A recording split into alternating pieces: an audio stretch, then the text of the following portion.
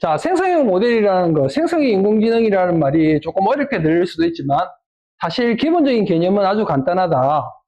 기존의 인공지능이 주어진 문제를 해결하거나 데이터를 분석하는 데 뛰어났다면 생성형 인공지능 모델은 수많은 데이터를 학습해서 그 안에 숨겨진 패턴과 규칙을 이해하고 이를 바탕으로 세상에 없던 결과물을 뚝딱 만들어내는 창의적인 예술가나 작가처럼 스스로 새로운 글, 이미지, 영상, 음성, 음악 등 다양한 형태의 컨텐츠를 창조하고 만들어내는 AI를 말한다. 핵심은 뭐냐? 창조한다, 창의적인 이런 것들이에요. 우리가 생성형 AI가 나오기 이전에도 AI는 있었거든요. 그런데 기존에 있던 AI랑 생성형 AI의 차이점이 뭐냐? 우리가 생성형 AI를 다른 말로 Generative Pre-trained Transform이라고 해서 GPT라고 줄여서 보통 이야기해요. 챗GPT는 뭐냐? 채팅을 통해서 생성형 모델을 쓴다고 챗GPT예요. 그렇게 이해하시면 되고, 자, 근데 제너레이티브 만들어낸다. 그 다음에 프리트레인드 사전에 학습된 데이터로 만들어낸다. 까지는 기존의 인공지능이랑 똑같아요. 그런데 맨 뒤에 있는 T 있죠, T. T가 생성형 모델을 가르는 기준이라고 보시면 돼요. 트랜스폼, 변형. 그러니까 기존에 있는 AI들은 입력, 출력의 개념이었다고 하면 생성형 모델은 입력, 바로 출력이 아니고 그 다음에 거기에 뭐가 있어요? 추론이라는 데이터가 들어가죠. 그러니까 자기 생각이 보태지는 거예요. 무슨 말인지 알겠죠? 그게 생성형 모델들과 기존의 인공지능의 가장 큰 차이. 자, 우리가 직접 그림을 그리거나 글을 쓰지 않아도 AI가 우리의 머릿속에 있는 창의적인 아이디어를 현실로 만들어줄 수 있다는 것입니다. 이 기술이 이토록 주목받는 이유는 AI가 인간 고유의 영역으로 여겨졌던 창의성, 아까 제가 말씀드렸죠. 창의성에 도전하며 컨텐츠 제작 시간과 비용을 획기적으로 줄이는 등 새로운 가치를 엄청나게 창출하고 있기 때문입니다. 자, 여기 요 정도 시점에서 뭐라고 해야 되겠는가 하면 예전에 우리 어렸을 때를 기억해보면 옛날 인공지능이란 말도 없었죠. 컴퓨터라고 그랬죠, 컴퓨터. 그러면 옛날 어른들이 우리한테 뭐라고 했느냐 하면 야, 컴퓨터가 아무리 똑똑해봐라. 말을 하나 글을 쓰나 지금 못 돼요. 말도 하고 글도 쓰고 그림도 그리고 심지어 노래도 부르죠. 그죠? 그런 세상인 거예요.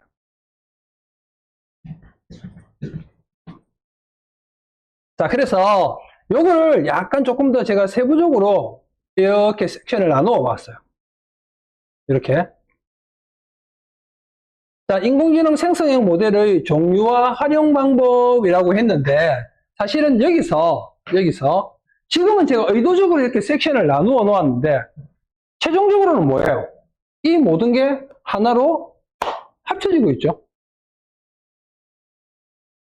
우리가 이제 저는 뭐라고 이야기하는가 하면 생성형 모델, 인공지능의 시점은 인공지능을 대하는 우리 인간의 시점은 챗GPT 이전과 이후로 나뉜다고 제가 이야기를 하거든요. 이게 어떤 의미냐 하면 챗GPT 이전까지만 해도 우리가 AI를 배운다. 그 다음에 인공지능을 배운다라고 하면 사람들은 어떤 걸 생각했는가 하면 프로그램, 코딩 이런 것들을 생각했어요. 근데 지금은 우리가 AI를 배운다라고 하면 어떻게 생각해요? 아예 다른 분야로 보죠. 이걸 우리가 보통 어떻게 표현하는가 하면 웹 디자인처럼 하는 사람들 우리가 백엔드, 프론트엔드라고 표현을 하거든요. 그것처럼 보이지 않는 영역에서 인공지능 자체를 프로그래밍하는 영역, 코딩을 짜는 영역이 있는가 하면 만들어진 프로그램, 코딩 이런 것들을 이용해서 하나의 도구처럼 활용하는 이렇게 두 개의 영역으로 나뉘고 여러분들과 저는 지금 뭐예요? 그 두 개 중에서 도구처럼 활용할 수 있는 방법들을 공유하는 거예요. 그죠? 우리 프로그램 코딩 짜는 거 아니잖아요. 심지어 예전에 제가 첫 강의를 언제 했는가 하면 22년 11월인가?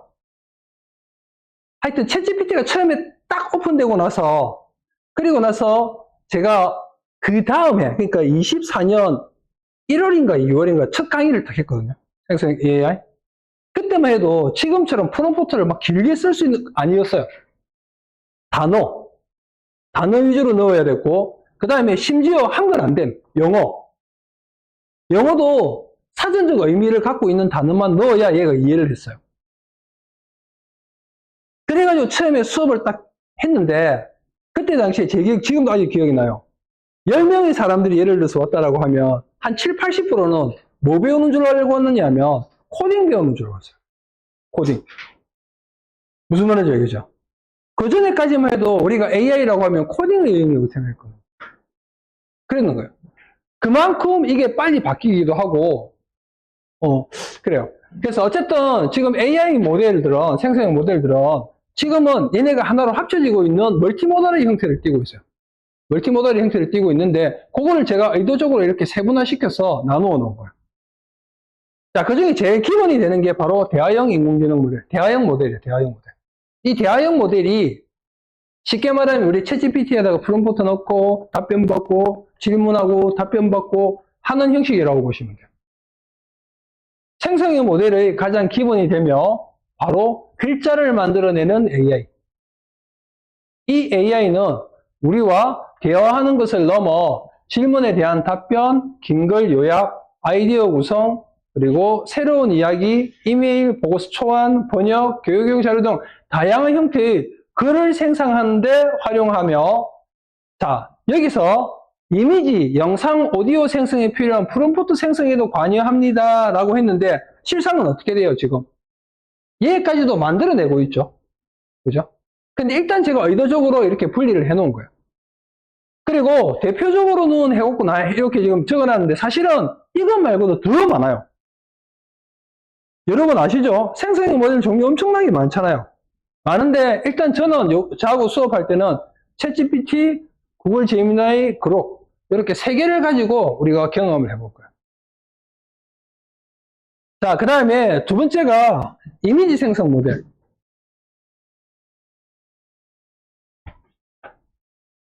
이미지 생성 AI는 사용자가 글로 표현한 텍스트 명령을 바탕으로 이미지를 생성, 그리고 사진 배경 변경, 특정 스타일의 그림 그리기, 컨셉 아트 제작 등 세상에 없던 새로운 그림이나 이미지를 만들어낸다. 블로그 포스팅, 유튜브 썸네일, 소셜미디어용 이미지, 웹사이트 디자인, 로고, 상품 포장 디자인, 컨셉 시안, 그리고 나만의 상상 속 캐릭터나 풍경을 그림으로 구현한다. 그리고 대표적으로는 하고 괄호를 제가 비워놨죠. 원래 여기에 뭐가 있었는가 하면 이미지 FX랑 위스크 같은 친구들을 제가 넣어놨어요.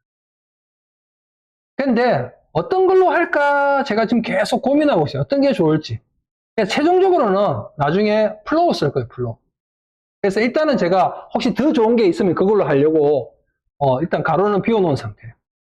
무슨 말인지 알겠죠? 플로우 써보신 분 있죠? 하여튼 나중에 우리 써볼 거예요.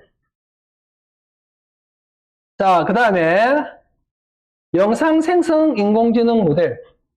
영상 생성 AI는 다른 생성형 AI 모델보다는 아직은 발전 초기 단계이지만 텍스트나 몇 장의 이미지로 짧은 길이의 영상을 만들어냅니다. 소셜미디어의 짧고 인상적인 숏폼 영상, 간단한 제품 소개 애니메이션 등을 생성합니다. 대표적으로는 하고 얘도 이렇게 비워놨죠. 원래 예전에는 제가 이거 뭐 했는가 하면 그록을 해서 그록. 초창기 그록 써보신 분 있나요? 영상 생성? 없죠? 예전에 초창기의 그록에서 이미지랑 영상을 무제한으로 우리가 썼거든요. 그런데 지금은 유료 플랜을 사용해야만 사용할 수 있도록 바뀌어버렸고, 그때 당시에 하루에 20개, 영상을 하루에 20개씩 뽑을 수 있었어요. 그리고 이미지는 막 돌아가. 막 뽑았어요. 근데 그게 유료로 바뀌어버리는 바람에 제가 여러분하고 수업하는 모든 플랫폼들은 무료 플랜만 사용해서 할 거예요. 그래서 괄호를 비워놨는데 최종적으로는 제가 나중에 특별한 게 발견되지 않는다라고 하면 얘도 이미지 생성하고 똑같이 플로우를 쓸 거예요. 플로우. 자, 그 다음에 음성 생성 인공지능 모델이라고 해놨죠. 자, 음성 생성 AI는 글자를 사람의 목소리로 학습된 AI를 통해 텍스트 음성 변환으로 글자를 자연스러운 목소리로 읽어주거나 특정 사람의 목소리를 다시 학습시키고 복제하여 새로운 문장을 말할 수 있게 할 수도 있다. 이래놨죠. 자, 이게 무슨 말이냐면, 여기 보시면 TTS라는 게 있어요. TTS. 자, 이 TTS가 뭐냐 하면, Text to Speech의 약자예요. 그러니까 글자를 말로 변환시켜준다는 거예요. 자, 그 다음에 사람의 목소리를 학습시켰다. 보이스 클로닝. 그리고 이 친구들이 나쁜 놈들이 활용하면 뭐가 돼요? 여러분이 알고 있는 그거 보이스 피싱. 그래서 제가 나중에 여러분하고 수업을 듣고 농담삼아 그런 이야기 하겠지만 우리 어렸을 때 어른들이 뭐라고 했느냐 하면 여러분도 기억나실 거예요. 야, 누가 아무리 그래 사도 네가 직접 눈으로 확인하고 직접 듣기 전에는 믿지 마라 이랬죠. 요즘은 제가 뭐라고 하는지 아세요? 눈으로 보고 귀로 듣는 게 전부가 아니다. 그래서 가족끼리는 암호를 정하세요. 내가 농담삼아 그래요. 예를 들어서 전화가 떠 왔어. 엄마, 나 그런데 암호. 나 이상한 사람들 암호. 무슨 말인지 알겠죠? 농담이긴 하지만 그런 거예요. 그래서 이 친구들을 이용하면 다양한 형태로 사용할 수 있고 그 다음에 AI 목소리를 생성하는 플랫폼들이 되게 종류가 또 많아요. 많은데 일단 결론적으로는 우리는 뭐 쓸 거냐면 브루 쓸 거예요. 브루. 왜 브루를 쓰느냐 하면 일단 브루라는 플랫폼으로 다른 플랫폼에 비해서 무료로 사용할 수 있는 양이 많아요. 그래서 AI 목소리는 브루를 이용해서 우리가 경험을 해볼 거예요. 뭐 이거 말고도 11랩스, 타이캐스트, 뭐 슈퍼톤 엄청 많아요. 엄청 많은데 그리고 구글 텍스트 투 스피치라는 게 있거든요. 이게 이제 구글 AI 목소리인데 얘가 감정성도 좋고 다 좋아. 그런데 목소리에 일관성이 없어요. 똑같은 프롬프트를 넣어도 할 때마다 다른 목소리가 나와요. 그래서 브루로 우리가 경험을 해볼 거고 자, 그 다음에 음악 생성 모델. 음악 생성 모델은 사용자가 글로 표현한 텍스트 명령을 바탕으로 음악 생성, 특정 장르 악기 조합, 작곡, 그 다음 배경음악 제작, 기존 멜로디의 변주 추가 등 세상에 없던 새로운 음악을 생성해준다. 유튜브, 틱톡, 인스타 등 영상 콘텐츠의 배경음악부터 음악 지식 없이도 사용자가 원하는 분위기나 악기 구성을 통해 자신만의 멜로디나 곡을 생성하는 데 활용된다. 대표적으로는 해서 수노 AI랑 리퓨전 AI라고 했는데 사실 리퓨전 AI는 이제 없어졌어요. 플랫폼이. 그래서 우리는 나중에 수노를 가지고 경험해 볼 거예요. 수노 써보신 분이 있죠? 그죠? 사실은 저는 원래 리퓨전 썼어요. 리퓨전을 썼는데 왜 리퓨전을 썼느냐 하면 수노는 곡 한 번 만들 때마다 가사가 똑같은 곡이 두 곡이 만들어져요. 근데 리퓨전은 할 때마다 다른 곡이 나와요. 자, 가사가 똑같은 곡이 두 곡이 나온다. 그러면 어떻게 되는가 하면 실제로 우리가 컨텐츠를 만들 때는 한 곡을 버려야 돼. 근데 곡 생성 하나가 뭐다? 크레딧의 소모. 그런 것들이 있어요. 그래서 리퓨전을 사용했었는데 근데 리퓨전이 없어지고 나서 대안을 제가 사실은 엄청나게 고민했어요. 저는 이제 연결제를 해서 쓰거든요. 그래서 다양한 뭐 시도도 해보고 막 테스트도 해보는데 그래서 이거 끝나고 나서 제가 뭐라고 했는가 하면 제 아는 지인들이나 제 수업 들었는 분들한테도 수노 쓰더라도 일단 한 달 정도만 결제해서 써봐라. 조만간에 구글에서 뭔가 하나 빵 터질 거다. 그랬거든요. 그런데 하나가 빵 터지긴 터졌어요. 그래, 그리고 구글에 보시면 리리아라고 해서 곡 생성해 주는 거 있거든요. 근데 걔가 모체가 뭐냐 하면 바로 리퓨전이에요. 리퓨전이 회사가 없어지면서 다른 이름으로 바뀌어가지고 구글에 흡수된 것 같아요. 그래서 제가 예전에 썼던 플랫폼이거든요. 근데 완성도가 수노보다 못해요. 그래서 제가 그냥 수노로 갈아탄 거예요. 근데 결국은 저는 그렇게 생각하거든요. 결국은 AI 생태계는 결국은 구글이 내 밑으로 다 모여 이렇게 할 것 같아요. AI 생태계는 결국은 뭘 먹고 성장하느냐 하면 데이터와 자본력. AI 생태계는 데이터와 자본력이 있어야 성장을 하는데 그 두 개를 다 가진 데가 어디예요? 바로 구글이죠, 구글. 일단 기본적으로 구글에는 뭐가 있어요? 브라우저 있죠? 그런 브라우저가 있고 유튜브라는 엄청난 데이터 센터가 있잖아요. 그 안에 있는 데이터가 얼마나 많아요? 그리고 구글의 자본력, 웬만한 국가는 저리 가라죠. 그러니까 결국 뭐 특별한 경우를 제외하고는 결국은 구글 밑에 이렇게 약간 줄을 쓸 것 같은 그런 느낌이네요. 자, 그래서 일단 우리는 이렇게 5개의 플랫폼들을 한번 경험을 해볼 거야. 자, 그리고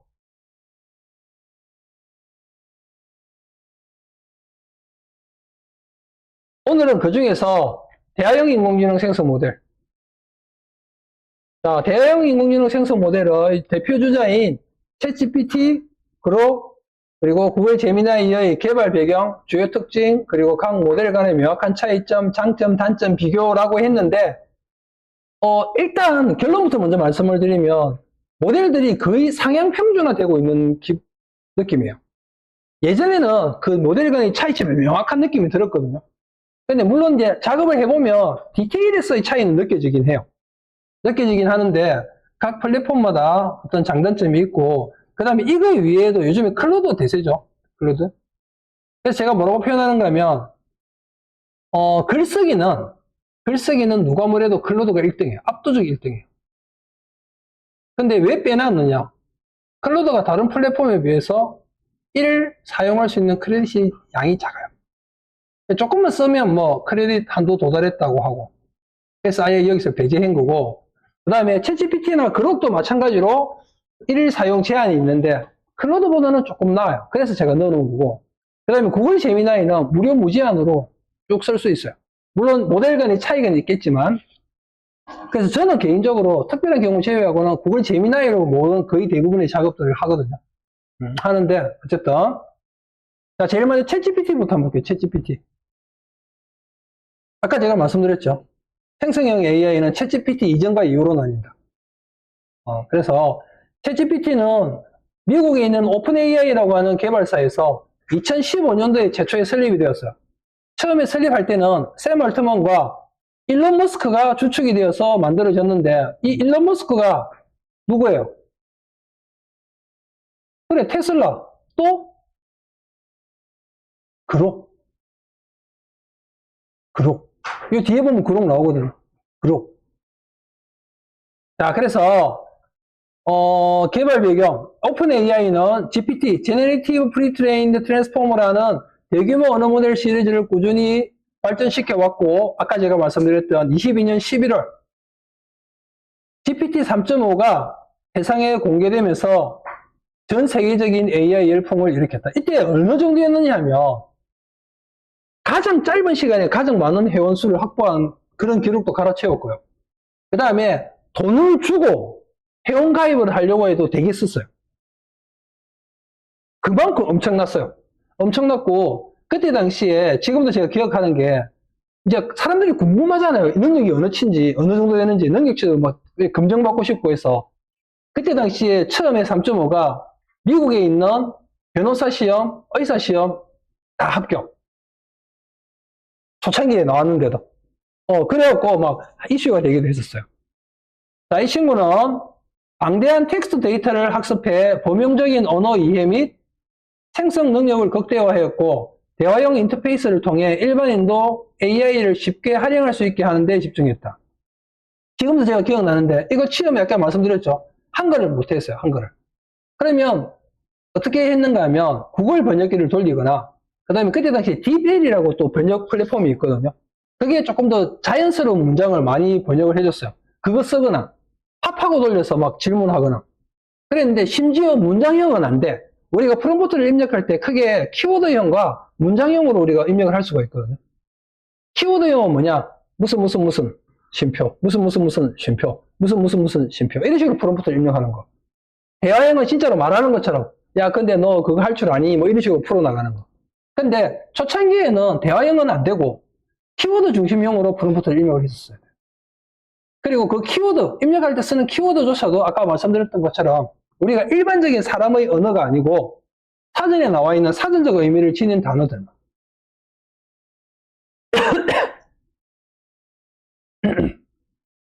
자, 그리고 주요 특징 및 차이점 해가지고 쭉 나오죠.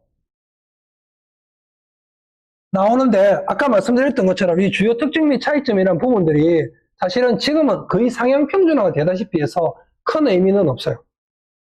없고 이렇게 내리다가 보면 할루시네이션 현상이 있어요. 할루시네이션 현상. 여러분 잠깐만요.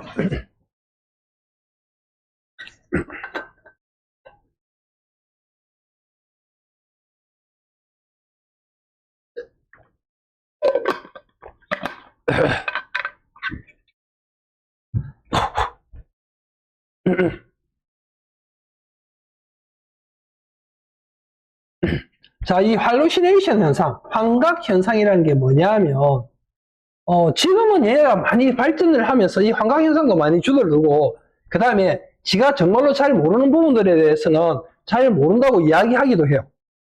그런데 초창기에 처음에 나왔던 챗GPT는 모른다 소리를 안 해. 그래서 우리가 질문을 하죠. 그럼 지가 잘 모르는 부분이 있잖아요. 그러면 그거를 그럴싸하게 꾸며가지고 답변을 주는 거예요. 자, 예를 들면, 여러분, 재보세요. 제가 여러분한테 질문을 한번 해볼게요. 자, 임진왜란 때 이순신 장군과 강감찬 장군이 왜구를 맞이해서 어떻게 싸웠는지 이야기해보세요. 라고 질문을 줬어요. 자, 여러분, 제 질문에 오류가 있나요? 없나요? 세상에 모르는 거? 제 질문에 오류가 있나요? 없나요? 다시 해볼까요? 자, 보세요. 임진왜란 때 이순신 장군이 강감찬 장군과 함께 왜구를 맞아서 어떻게 싸웠는지 이야기해 보세요. 두 분은 맞추셔야죠. 어떤 부분이 말이 안 됩니까? 시대적 배경이 틀리죠. 근데 초창기에 얘한테 이렇게 질문을 하면 얘가 어떻게 이야기를 했는지 하면 답변을 시대가 지금은 넣으면 시대가 틀린 부분, 이렇게 하거든요. 그때는 초창기에는 어떻게 했는가 하면 마치 같은 시대에서 살았던 사람인 것처럼 이야기를 만들어서 답변을 주는 거예요. 그런데 그 답변을 딱 받으면 시대적 배경을 이해하는 우리는 이게 잘못된 답변이다라는 걸 아는데 만약에 외국인이 봤다고 생각해 보세요. 우리나라의 역사에 대해서 잘 모르는. 그러면 그런갑다 했겠죠. 그런 식으로 자기가 잘 모르는 부분들에 대해서 그럴싸하게 포장을 하고 정말인 것처럼 이야기하는 것. 그걸 환각 현상, 할루시네이션 현상이라고 해요. 자, 근데 이 할루시네이션 현상은 비단 챗GPT한테만 있는 건 아니고 모든 생성형 모델들한테는 다 있어요. 있는데 지금은 얘네들이 계속 발전하면서 성장하고 발전하면서 그런 것들이 많이 줄었어요. 무슨 말인지 알겠죠? 그래서 거의 99.9%는 정확해요. 자, 그런데 제가 방금 몇 프로라고 했죠? 그러면 그렇죠. 0.1%의 오류는 있을 수 있겠죠. 그래서 제가 뭐라고 하느냐 하면 여러분들이 저는 사실 그 생성형 모델들을 뭐라고 부르는 건 제 개인적으로 똑똑한 애들이라거든요. 똑똑한 애. 저는 그게 그냥 와닿더라고요. 그래서 똑똑한 애라고 하는데 똑똑한 애들한테 여러분들이 이제 똑똑한 애들을 이용해서 뭔가 이렇게 질문을 하고 답변을 얻고 싶을 때 기본적으로 한 세 가지 정도의 경우에는 무조건 팩트 체크를 해라고 해요. 첫 번째, 돈과 관련된 거. 예를 들어서 요즘에 주식 투자 많이 하죠. 똑똑한 애한테 모아서 주식 투자를 했어. 야, 내 요번에 돈 좀 하려고 하는데 어떻게 하면 좋을까? 어디 넣고? 그럼 얘가 예를 들어서 답변을 또 해줬어. 넣었어. 오, 잘 된 거예요. 그래서 아싸! 그러고 해보니까 괜찮거든요. 그래서 처음에는 한 만 원, 50만 원, 뭐 이렇게 했어. 재미봤어. 한 번 더 했어. 또 했어. 그러면 사람이 어떻게 돼요? 그래, 바로 이거야. 몰빵, 올인, 뜨악 했어. 근데 한 방에 훅 갔어요. 누구를 탓해요? 정말 재밌는 건 뭔지 아세요? 똑똑한 애한테, 야, 임마, 내가 니 때문에 주식 투자했고, 다 꼴았다, 이가 하죠. 그럼 얘 뭐라는 줄 아세요? 미안합니다를 잘해요. 미안합니다. 끝. 무슨 말인지 알겠죠? 실제로 돈과 연관되어 있는 어떤 질문들이나 답변을 요할 때는 반드시 팩트 체크를 해보셔야 돼요. 자, 그리고 두 번째, 법적인 문제. 법적인 문제. 법적인 문제 있죠? 법적인 분쟁이 있을 수도 있고, 여러 가지 상황들. 그거 질문하면, 얘가 그랬죠. 얘가 미국에 있는 유명한 변호사 시험, 의사 시험. 그러니까 법적 데이터는 다 갖고 있어. 이렇게 질문하면 거의 대부분 99.9% 정확한 답변이에요. 그런데 아까 말씀드렸잖아요. 0.1%의 오류가 있을 수 있는 거예요. 근데 그 0.1%의 오류가 나한테 걸리면 어디 가서 하소연을 해요? 얘한테 야 임마 내가 니 때문에 법원에 갔다가 난리가 났다 아이가 뭐라 한다고요? 미안합니다. 끝. 실제로 여러분이 만약에 변호사 사무실이나 아는 지인이나 사람을 통해서 했다고 하면 그 사람한테 하다못해 하소연을 하든지 뭐 따지든지 할 거 아니에요. 끝. 그리고 세 번째가 뭐냐? 바로 사람의 생명과 연관되는 질문들. 건강이나 생명에 관련된 질문들 하죠. 답변 잘 해줘요. 그리고 심지어 제가 아는 지인을 통해서 들었는 이야기인데 의사들 있죠. 실제 현직에 있는 의사들도 자기들이 판단이 애매한 상황에서는 슬쩍슬쩍 얘네한테 질문 답변 받는데요. 대신에 자기들은 전문가니까 그 답변에서 약간의 오류라도 있으면 그걸 걸러낼 수 있는 역량은 되잖아요. 그렇대요. 근데 우리는 그거 모르잖아요. 그러니까 얘가 뽑아주는 대로 뭔가를 했어. 약을 먹었어. 큰일 났어. 누구를 탓해요? 무슨 말인지 알겠죠? 물론 다른 상황에서도 팩트 체크가 필요하겠지만 제가 방금 말씀드린 세 가지 상황은 정말 큰일 나는 상황이죠. 정말 큰일 나는 상황이죠. 그래서 이런 부분들에 대한 거는 여러분들이 똑똑한 애들을 통해서 답변을 받을 때는 반드시 팩트 체크를 하셔야 된다. 저는 그렇게 말씀을 드려요. 자, 어쨌든 챗GPT. 자, 그 다음에 두 번째가 구글 제미나이. 자, 구글 제미나이. 개발사가 어디라고요? 구글이죠, 구글. 제가 구글은 뭐라고 표현하는지 AI의 진심인 기업. 여러분들이 알고 있는 알파고, 바둑 알죠? 구글. 그리고 옛날부터 AI에 진짜 많은 돈을 투자를 했어요. 그런데 챗GPT가 빵 터지면서 구글 제대로 막 한 방 먹은 거예요. 너무 분하고 억울하죠? 그래서 24년도인가? 제가 정확하게 기억은 안 나는데 구글에서 1을 가란 거예요. 그리고는 제미나이 이전에 뭐가 있어요? 바드라는 게 있어요. 바드. 구글 바드라는 AI 모델을 개발한 다음에 챗GPT하고 한번 1대1로 붙은 거예요. 똑같은 질문을 주고 답변을 받는데 그런데 거기서 바드가 엉뚱한 소리를 해버린 거예요. 그걸 얼마나 자존심 상했겠어요? 우리 경상도 사투리로 돈이 없나 빽이 없나 뭐가 없노? 그런데 똑같은 질문을 던졌는데 엉뚱한 소리를 해버린 거예요. 그래서 이를 갈고 갈아서 나온 게 제미나이. 검색 엔진, 안드로이드, 유튜브 등 다양한 분야에서 세계적인 기술, 구글은 AI 연구에 오랫동안 집중 투자, 제가 그랬죠. AI의 진심인 기업. 2023년 12월 구글은 기존 AI 모델들을 통합하고 발전시켜 제미나이를 공개했다. 구글은 AI가 인간처럼 세상의 다양한 정보를 복합적으로 인지하는 다중 모드, 멀티모달리티.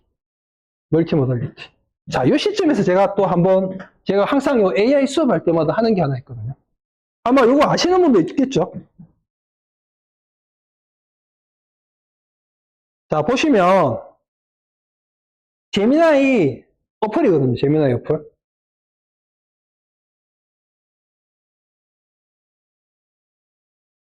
그리고 여기 밑에 보시면 라이브가 있어요.